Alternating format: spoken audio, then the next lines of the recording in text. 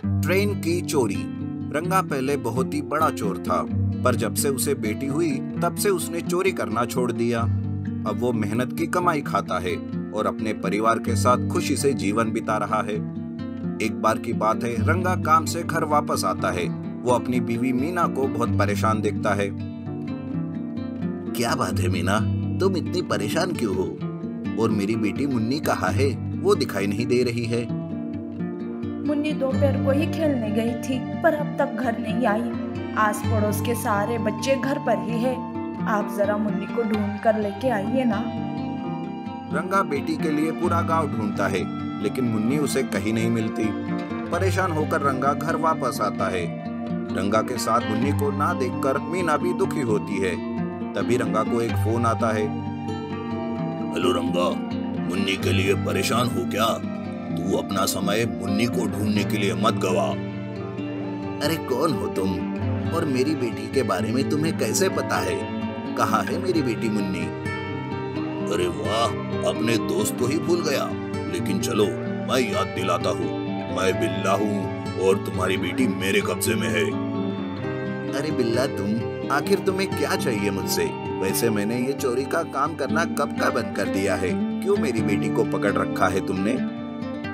वो तो मुझे पता ही है, पर सुन, अगर तुझे तेरी बेटी सलामत चाहिए तो मुझे एक ट्रेन चोरी करके लाकर देनी होगी। ये कहकर बिल्ला फोन बंद कर देता है। दरअसल बिल्ला रंगा से ट्रेन की चोरी करवा के गांव के लोगों को परेशान करना चाहता था, क्योंकि कुछ साल पहले गांव वालों ने ही बिल्ला को पकड़कर पुलिस के हवाले किया था, लेकिन उसमें रंगा बच गया था। बस इसी बात का बदला लेने के लिए वो ये सब कर रहा था। रंगा बिल्ला की सारी बात मीना को बताता है। मीना तो मुन्नी के लिए रोने ही लगती है। तब रंगा कहता है, रो मत मीना, मुन्नी को मैं कुछ नहीं होने दूंगा। लेकिन बिल्ला को ट्रेन की क्या जरूरत आन पड़ी है? मैं अभी पुलिस के पास जाता हूँ और उन्हें सारी बात बताता हूँ। अब वो ही हमारे बेटी को बचा सकते हैं। इस तरह रंगा पुलिस के पास जाने लगता है, लेकिन तभी मीना उसे रोकती है और कहती है, रुक जाइए जी, बिल्ला को पुलिस की बात पता चल गई तो वो हमारी बेटी को मार देगा। आप उसकी बात मान लीजिए और उसे ट्रेन चोरी करके दे दीजिए। मीना रंगा को पुलिस के पास जाने से रोकती है, लेकिन रंगा फिर से चोरी भी नहीं करना चाहता था। उसे कुछ समझ नहीं आ रहा था कि वो अपनी बेटी को कैसे बचाए। तभी वो रात के समय में सोचता है, हे भगवान, मेरी मदद करो। कोई रास्ता दिखाओ भगवान, जिससे मैं मेरी बेटी को बचाऊं और बिल्ला को पुलिस भी पकड़ ले। इस तरह वह सोचते रहता है कि तभी अचानक वहां पे भगवान प्रकट होते हैं और कहते हैं, परेशान मत हो रंगा, ये लो, ये एक जादुई छड़ी है। इसे घुमाते ही ट्रेन अपने आप तुम्हारे पास चली आएगी। रंगा बिल्ला को फोन करके बताता है कि उसका काम करने के लिए वो तैयार है। फिर रंगा घर से ही वो जादुई लकड़ी को घुमाता है। जादू से रेलवे स्टेशन से ट्रेन गायब हो जाती है। स्टेशन पर अचानक से गायब हुए ट्रेन के कारण लोग चकित हो जाते हैं। स्टेशन मास्टर कहता है, अरे ये क्या, ये ट्रेन अचानक कहाँ गायब हो गई? अब ये पैसेंजर कैसे जाएंगे? इसकी खबर तो पुलिस को देनी होगी। इस अजीब घटना से सारे पैसेंजर में हड़बड़ी मच जाती है। पुलिस वहां तुरंत आती है और ट्रेन को ढूंढने में लग जाती है। उधर रंगा ट्रेन लेकर बिल्ला के पास जाने लगता है। बिल्ला के पास जाते ही रंगा मुन्नी के बारे में पूछता है। तब बिल्ला कहता है, तुम्हारी वजह से और गांव वालों की वजह से मैंने कई सारे साल जेल में बिताए। अब मैं इतनी आसानी से ये मौका नहीं छोड़ना चाहता। जाओ जाओ, चले जाओ यहाँ से, मुन्नी नहीं मिलेगी। अब हर रोज एक ट्रेन तुम्हें चोरी करके लानी होगी। बेचारा रंगा फंस गया था और वो करता भी क्या। मुन्नी के लिए हर रोज एक ट्रेन चोरी करने लगा। ट्रेन की चोरी की बात सारी जगह फैल जाती है। पुलिस के हाथ भी कुछ नहीं लग रहा था। रेलवे स्टेशन पर अब एक भी ट्रेन बाकी नहीं थी। ऐसे में एक दिन जब रंगा ट्रेन को चुराकर बिल्ला के पास जा रहा था, तो पुलिस उसके पीछे चली जाती है और रंगा और बिल्ला को पकड़ ही लेती है। पुलिस कहते हैं, ओह, तो फिर से एक साथ रंगा और बिल्ला की जोड़ी। बड़ा परेशान किया तुम लोगों ने, अब नहीं छोड़ूंगा तुम्हें। तभी रंगा कहता है, सर मेरी बेटी मुन्नी को इसने कैद में रखा है सर। ये सब मैं इसके कहने पे कर रहा था। एक बार मेरी बेटी से मुझे मिला दो, फिर चाहे जहां लेकर जाओ सर, प्लीज सर। पुलिस बिल्ला के आदमियों से मुन्नी को छुड़ाकर रंगा से मिलवाता है। रंगा अपनी बेटी को देखकर खुश हो जाता है। पुलिस को रंगा सारी सच्चाई बताता है। तब पुलिस रंगा को छोड़कर बिल्ला को ही अपने साथ जेल ले जाते हैं। मीना अपनी बेटी को पाकर बहुत खुश हो जाती है। One wheel scooter. एक गरीब मैकेनिक महेश एक गैराज में काम करता था। काम करते करते उसने एक स्कूटर का डिजाइन बनाया था जो उसका ही एक इनोवेशन था, लेकिन गरीब होने की वजह से वो हमेशा पीछे रह जाता था। लेकिन इस बार वो सोचता है, मेरा ये वन व्हील स्कूटर एक नया इनोवेशन है। इस डिजाइन को लेकर मैं एक स्कूटर कंपनी में जाता हूँ।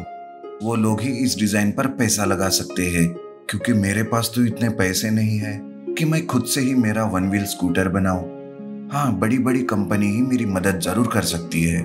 ऐसा सोचकर महेश शहर जाता है और सभी बड़ी बड़ी कंपनी में जाकर अपने स्कूटर का डिजाइन दिखाता है, पर सब उसका मजाक उड़ाकर उसे बाहर निकाल देते हैं। बेचारा महेश उदास हो जाता है। एक बड़ी मैकेनिक कंपनी के नीचे खड़े रहकर वो सोचता है, बस ये आखिरी बार इस कंपनी में जाकर अपनी किस्मत आजमाता हूँ। अगर यहाँ पर भी काम नहीं जमा तो मैं मेरा डिजाइन जला दूंगा। महेश ऐसा सोचकर उस कंपनी में जाता है। जहां जाते ही उसे वहां उसका बचपन का दोस्त सुरेश मिलता है।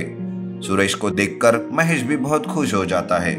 वो उसे अपना डिजाइन दिखाता है। तब सुरेश मन ही मन में सोचता है, अरे ये मामूली मैकेनिक अब इनोवेशन भी करेगा।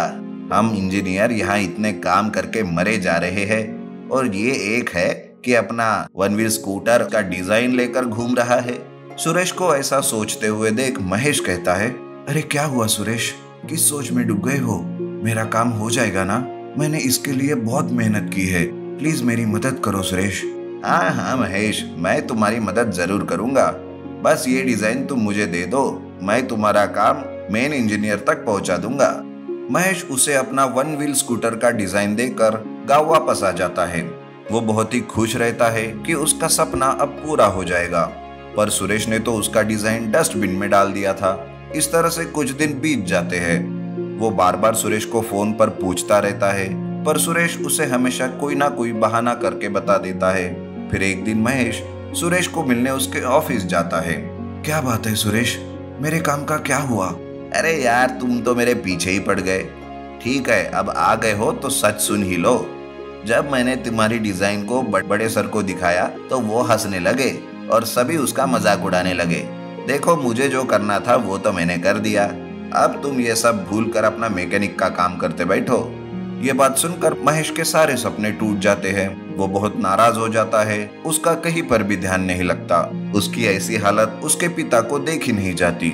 महेश के पिता पैसों का इंतजाम करने के लिए अपना खेत बेच देते हैं और लाखों रुपए अपने बेटे के हाथ में देते हुए कहते हैं, बेटा ये लो पैसे और इन पैसों से अपना सपना पूरा करो बेटा। लेकिन पिताजी, आपने इतने सारे पैसे कहाँ से लाए? पिताजी उसे अपना खेत बेचने की बात बताते हैं।